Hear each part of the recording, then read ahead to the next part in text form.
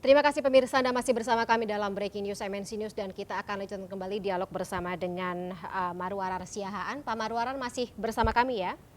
Ya, Baik, Pak Marwarar, kita bicara mengenai tingkat banding nantinya gitu. Ketika kita juga melihat ada beberapa perbedaan pendapat, kemudian juga beberapa perspektif yang menyebut ada benturan gitu untuk ketika kita menimbang vonis mati, terutama buat Sambo, kemudian juga vonis 20 tahun untuk Putri Chandrawati yang lebih berat dengan KUHP lama serta KUHP baru. Ada informasi atau perspektif tersendiri dari majelis hakim menimbang yang mana yang mau dipakai, apakah ini berlaku surut atau tidak, dan ya pengaruhnya gitu, dampaknya untuk para terdakwa?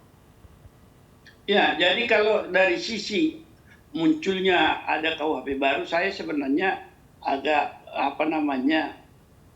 meragukan apakah di dalam pertimbangan hakim ada suatu keberanian muncul untuk menjatuhkan hukuman mati karena memang sudah berlaku 3 tahun lagi apa yang dikatakan KUHP baru yang dalam salah satu pasalnya itu merupakan suatu indikator juga sebenarnya bahwa pemerintah Indonesia apakah tidak akan menyetujui lagi hukuman mati. Iya, betul. Tetapi di dalam pasal 100 di Undang-Undang KUHP yang baru itu yang berlaku 3 tahun lagi, dikatakan bahwa hukuman mati itu tidak langsung dieksekusi tapi ditunggu 10 tahun dan diberi kemungkinan kalau dia berkelakuan baik dikurangkan, ya kan? Jadi saya juga seorang penganut yang tidak setuju hukuman mati, tetapi tidak setuju dengan sistem KUHP kita yang di satu sisi kalau mau misalnya menghapuskan hukuman mati, apa yang dikatakan sel-sel pidana juga harus menyesuaikan diri sehingga kita akan melihat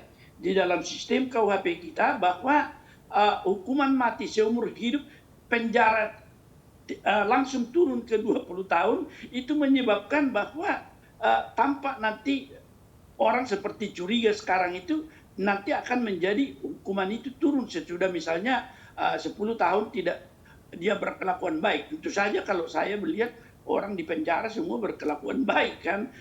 Tapi ukurannya itu tentu ukuran yang ada di penjara dikeluarkan.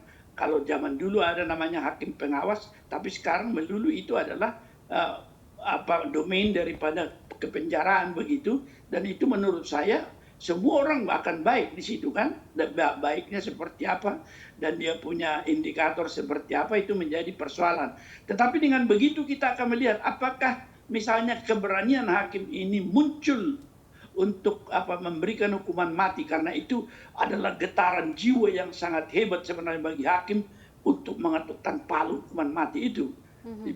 Tapi begini, Pak Marwarar, tadi Pak Marwarar mengatakan kalau misalnya untuk divonis mati kemudian menunggu proses eksekusinya ini 10 tahun.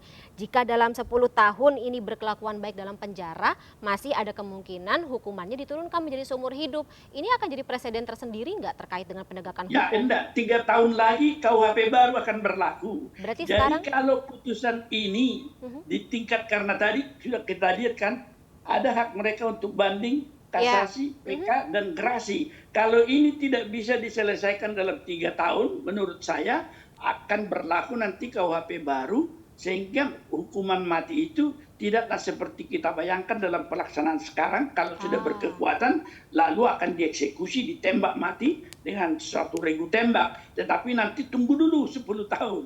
Nah ini barangkali menjadi persoalan yang bisa kontroversial bagi kita ketika sekarang kita mengeluarkan hukuman mati. Nah, berarti yang menjadi pertanyaan tersendiri gitu ketika Majelis Hakim di Pengadilan Negeri Jakarta Selatan berani gitu menurunkan atau memvonis Verdi Sambo hukuman mati. Tapi ini juga jadi pertimbangan seperti apa bagi Majelis Hakim di Pengadilan Tinggi, Pak Marwarar? Lagi-lagi kalau misalnya terjadi perspektif yang berbeda gitu dalam melihat tafsiran suatu kasus. Ya, tentu saja kalau sudah yang hukuman maksimum tidak adalah kemungkinannya ke atas lagi, tentu kemungkinan ke bawah kalau mereka melihat ada fakta-fakta di persidangan yang tidak dipertimbangkan, ada hal-hal yang meringankan yang dilihat, atau adakah misalnya hal-hal yang menyebabkan seorang terdakwa melakukan perbuatan itu dapat pembenaran atau menyebabkan dia bisa pertanggungjawabannya dikurangi dan lain sebagainya. Dan fakta-fakta itu nanti seperti halnya nanti di hakim tingkat pertama, tetapi secara imajiner dalam melalui pembacaan berita acara dan putusan, hakim itu akan mencoba menyidangkan lagi dan bersama-sama itu dalam majelis biasanya, bahwa mereka akan mempertimbangkan seluruh fakta-fakta itu, apakah memang ada misalnya dari salah satu unsur pidana itu yang tidak terpenuhi atau tidak, dan kalau sudah terpenuhi, apakah ada yang tidak dipertimbangkan, hal-hal yang meringankan atau memberatkan.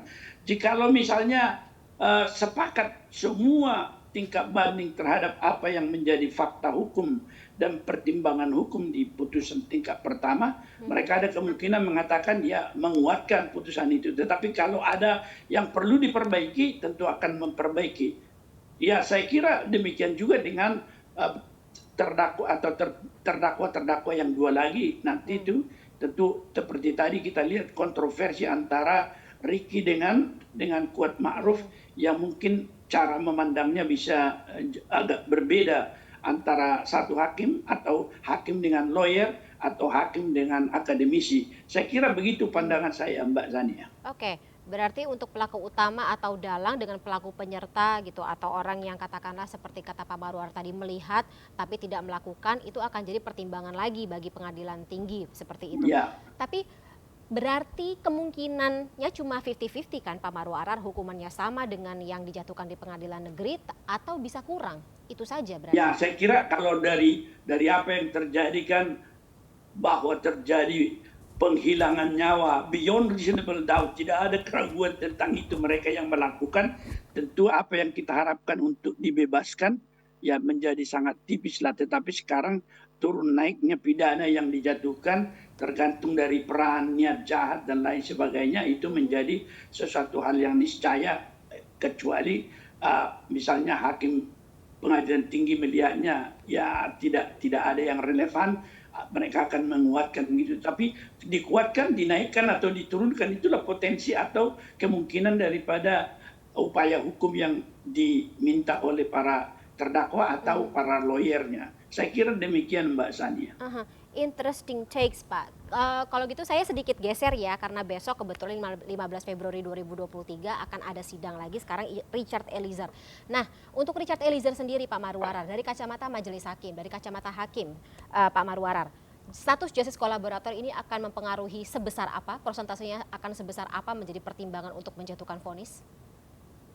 Ya, kalau di dalam undang-undang perlindungan saksi dan korban, ya, dan korban itu, dan juga di dalam gagasan-gagasan yang berkembang tentang justice kolaborator, saya kira sangat besar pengaruhnya ini, terutama sekali ya ketika kita telah meratifikasi dua konvensi, yaitu konvensi tentang anti korupsi dari PBB dan konvensi tentang apa yang disebutkan itu organized crime itu, yang transnasional itu, memang dianjurkan kepada negara anggota yang sudah menyetujui itu untuk mengadopsi apa yang disebutkan justice kolaborator itu, yaitu ada kemungkinan yang menjadi pelaku menjadi saksi karena beratnya sebenarnya mengungkap perkara-perkara yang organized crime atau korupsi itu.